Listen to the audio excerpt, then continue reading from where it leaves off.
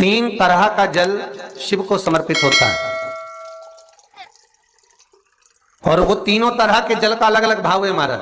पहला जल सादा, घर से पानी लेकर गए, जल लेकर गए, शंकर को चढ़ाया, वो हमने घर का अपना एड्रेस बता दिया, भगवान शिव को जल चढ़ाकर अपने आनंद के लिए शंकर से कुछ प्राप्त कर लिया। दूसरा जल, जल के कलश में थोड़ा सा इत्र डालकर शंकर को जब समर्पित करते हैं तो महाराज घर में अगर कोई व्यक्ति बहुत रोगीला है, बहुत रोगीला, एक शिव महापुराण में, स्कंद पुराण में, नर्मदा पुराण में, भविष्य पुराण में, अग्नि पुराण में, नारद पुराण में, बरहा पुराण में, वामन पुराण में जितनी चीजें लिखी गई है एक एक प्रैक्टिकल कर कर देखो तो शिव महापुराण, स्कंद पुराण का ये भाव याद करिए कि एक लोटे पानी में इत्र मिलाकर, जल में इत्र मिलाकर, बहुत रोगीला व्यक्ति, बहुत बीमार व्यक्ति है, एक लोटा पानी उसका हाथ का स्पर्श कराकर शंकर को चढ़ाना प्रारंभ कर दीजिए। महाराज केवल 5 या 7 दिन चढ़ाओ और वो 7 दिन के बाद में उस बीमार व्यक्ति का क्रम देखिए कि उसमें कितना आराम लगा है। औषधि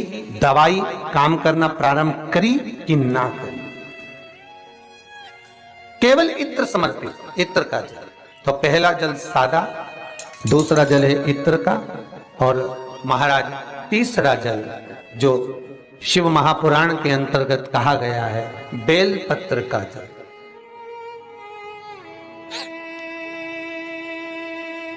तीसरा जो जल है वो बेलपत्र का जल। बेलपत्र का जल कैसा?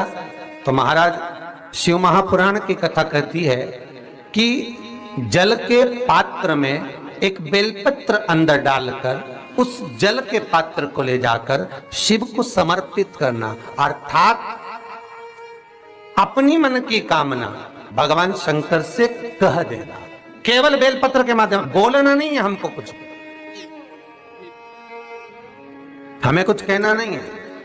3 तरह का जल का जो व्याख्यान वर्णन किया गया, एक सादा जल जो भगवान को कहा, आपने अपना एड्रेस बता दिया, आपने अपने मन का भाव बता दिया। इत्र का जो जल चढ़ाया गया वो केवल रोग मुक्ति के लिए चढ़ाया गया। और तीसरा बेलपत्र, अगर उस जल में एक बेलपत्र भी पड़ी हुई है और वो बेलपत्र पड़ा हुआ जल आप जिस भाव से चढ़ा रहे हो, जिस कामना से चढ़ा रहे हो, शंकर वो कामना आपकी पूर्ण कर। इस वीडियो को लाइक करें, हमारे चैनल को सब्सक्राइब कर बेल आइकन जरूर प्रेस करें। एक कथा में हमने वर्णन किया था कि मरने के बाद किसी को एकादशी दो, उससे अच्छा है कि जीते जी एकादशी दो। किस किसने सुना था? सबने सुना? कोई तड़प रहा है, हॉस्पिटल में पड़ा है, वो मरने के बाद पंडित जी कहेंगे कि इनको एकादशी दो,